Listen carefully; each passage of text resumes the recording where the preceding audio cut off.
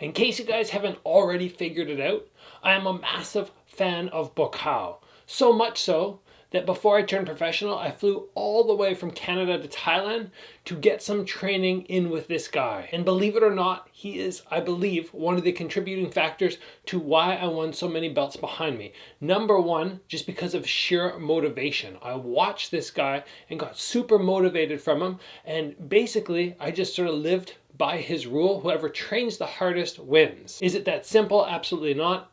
But I do feel like training your hardest is definitely going to make it that much easier for you to get wins. Now, number two, by watching Buakaw, I learned so many things. Basically watching him and learning and taking information and putting it into my brain and then trying to execute it in the fights, even though his style is entirely different than my own. So today we're going to look at Buakaw's, what I believe to be #1 KO of his whole career.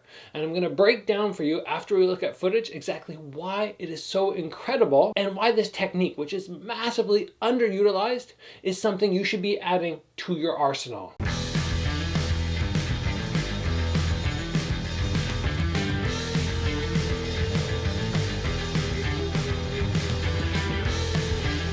So as I already mentioned, you can learn so much by watching other fighters.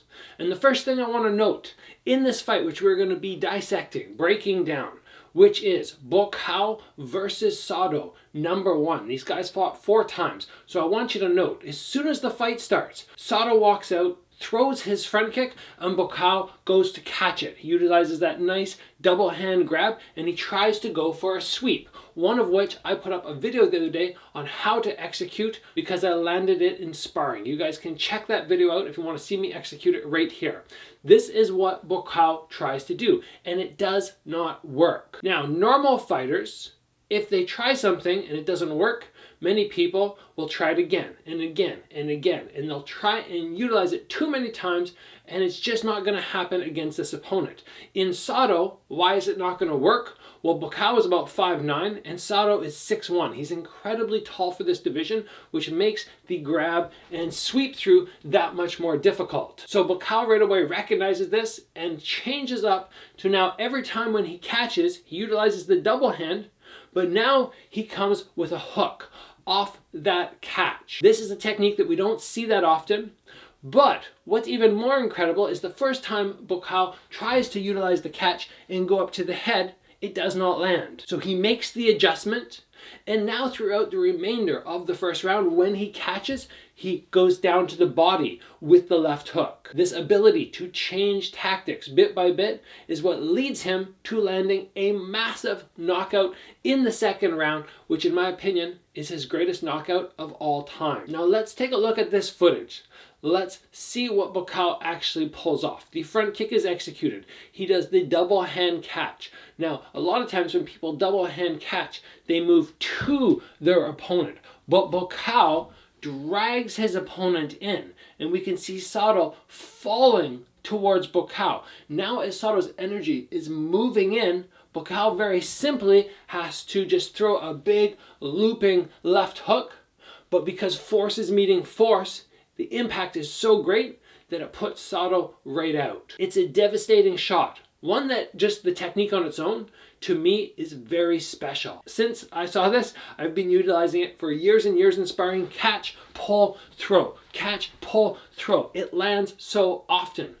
But like I said, Buakaw's ability to try his sweep, go, oh no, that doesn't work. Try the head punch, go, okay, no, that didn't work. Then start targeting the body as he pulls through, and Sato continues to use those front kicks. And then, in the second round, going back to the head, when Sato's probably expecting a body shot, in my opinion, fight genius move. And that's what I'm looking for when I watch KOs. I'm not impressed by people who just jump in and bomb punches, and I'm going, well, there was no real thought process there. It was just, sometimes in my opinion, almost luck. 2 guys jump in, they both start throwing, it's just whoever's lucky enough to land a shot. But in Buakaw's case, this was no luck. This was 100% skill, and everything was set up, and that's what really excites me, and that's what helps me become a better athlete when I learn from other athletes who are just exceptional. If you guys have not already dialed in this technique, I'll take you through very quickly right now what you're looking to do.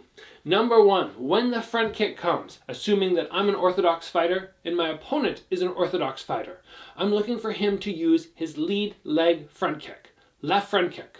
My left hand drops down, my right hand clears my face. I have to clear my face because if I misread and they happen to throw the teep up to the face, I don't want to go down here and have the kick hit me. I want to cover my face. I pass that back arm over it. Once I've cleared the face, then from there, I want to make sure that I'm not in range where this front kick is going to really hurt me. So if I need to, I could take my back leg, take a little step away. I could use my front foot, take a little slide back, or I could just hollow my hips out a little bit. If I can do that as I catch, then I'm in that ideal position where I will not take damage for catching a front kick. Next up, I want to get this kick off the center line, because if I leave the kick here against my stomach and the guy throws out, all he has to do is bend and then throw a second push and I can get hurt. So I hollow my hips out, I catch the kick while passing the backhand in front of my face, I move off to the side. Once I'm here, I have some time now. Everything else before was done really fast. Catch, pull. Now from here, I have that moment to think, I can assess. Now what Buakaw does very nicely from here is instead of moving to his opponent, he drags them backwards. You can see my lead shoulder now becomes the back shoulder, which pulls my opponent into me. And now from there, I just unwind and boom, you land that big shot. Be very, very careful if you try this in sparring, because the power you can generate by pulling somebody into you and throwing the shot, especially with that shoulder loaded up, it is a massive amount of power. Very often when I do this in sparring, I prefer to catch, pull, and go down to the body, as we saw Buakaw do initially as the setup to his head shot. What do you guys think? Is there a Buakaw KO that you are more impressed with than the one I mentioned today? If so, throw it in the comments below. If you guys enjoyed this tutorial, this breakdown into a Buakaw technique, which I learned by watching this fight, please give the video a like. If you haven't already, join the channel, get subscribed. Train hard, guys, keep learning, and I'll see you back here soon for another video.